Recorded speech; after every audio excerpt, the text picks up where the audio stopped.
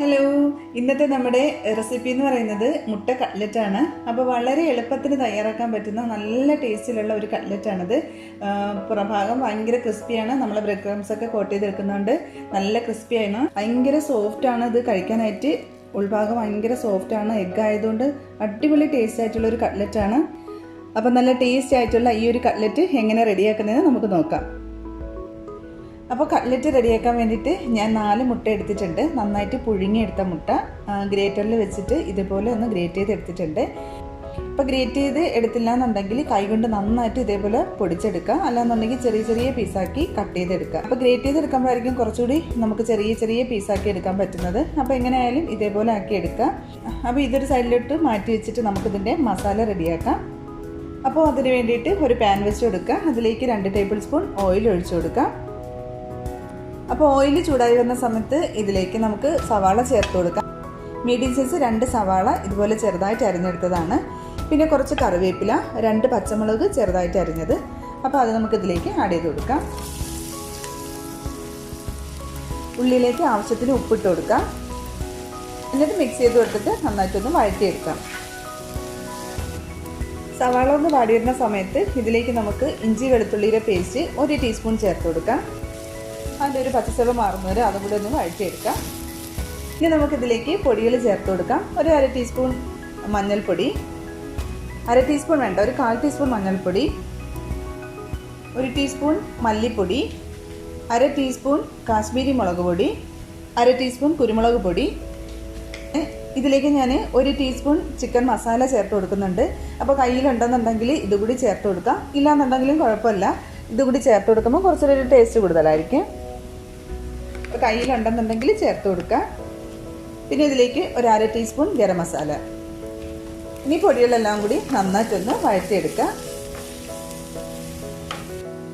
ഇനി ഇതിലേക്ക് നമുക്ക് ഒരു മീഡിയം സൈസ് പൊട്ടറ്റോ നന്നായിട്ട് പുഴുങ്ങി ഉടച്ചെടുത്തതാണ്, അത് ചേർത്ത് കൊടുക്കാം.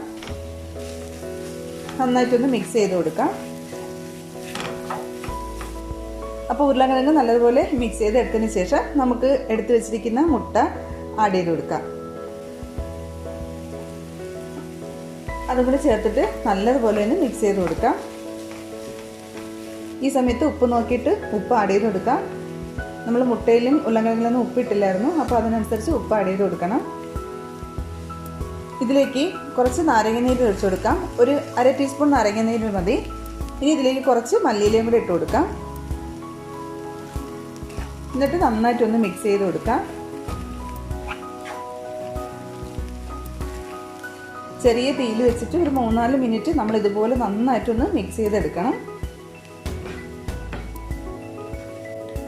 ഇതിപ്പോൾ റെഡി ആയിട്ടുണ്ട്. നമുക്ക് സ്റ്റൗ ഓഫ് ചെയ്ത് കൊടുക്കാം. അതിനുശേഷം ഇതൊരു പാത്രത്തിലേക്ക് മാറ്റാം. തണുത്തതിന് ശേഷം നമുക്കിത് റെഡിയാക്കി എടുക്കാം. ഒരു പാത്രത്തിലോട്ട് മാറ്റി ഇതിൻ്റെ ചൂടൊക്കെ ഒന്ന് മാറിയിട്ടുണ്ട്. ഇനി ഇത് കൈ കൊണ്ട് നമുക്ക് നന്നായിട്ടൊന്ന് കുഴച്ചെടുക്കുക.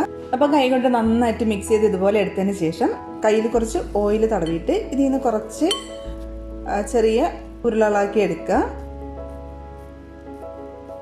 കട്ട്ലറ്റിൻ്റെ ഷേപ്പിൽ കയ്യിൽ വെച്ചിട്ട് ചെറുതായിട്ടൊന്ന് പ്രസ് ചെയ്ത് കൊടുത്താൽ മതി.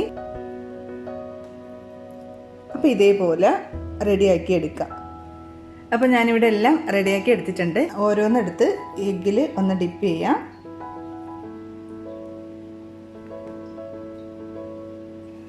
അതിനുശേഷം ബ്രെഡ് ക്രംസിൽ വെച്ച് നല്ലതായിട്ടൊന്ന് കവർ ചെയ്തെടുക്കാം.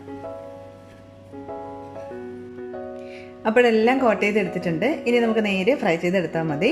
അപ്പോൾ ഫ്രൈ ചെയ്യാനായിട്ട് ആവശ്യത്തിന് ഓയിൽ ഒഴിച്ച് കൊടുക്കുക. എണ്ണ ചൂടായി വരുമ്പോൾ നമുക്ക് ഓരോ കട്ട്ലറ്റും ഇട്ട് ഫ്രൈ ചെയ്തെടുക്കാം.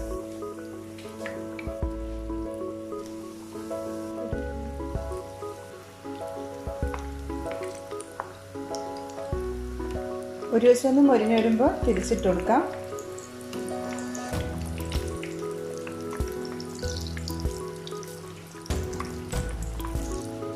അപ്പോൾ നമ്മുടെ കട്ട്ലറ്റ് റെഡി ആയിട്ടുണ്ട്. ഇനി നമുക്കിത് എണ്ണയിൽ നിന്ന് മാറ്റാം. നന്നായിട്ട് മൊരിഞ്ഞ് വന്നിട്ടുണ്ട്.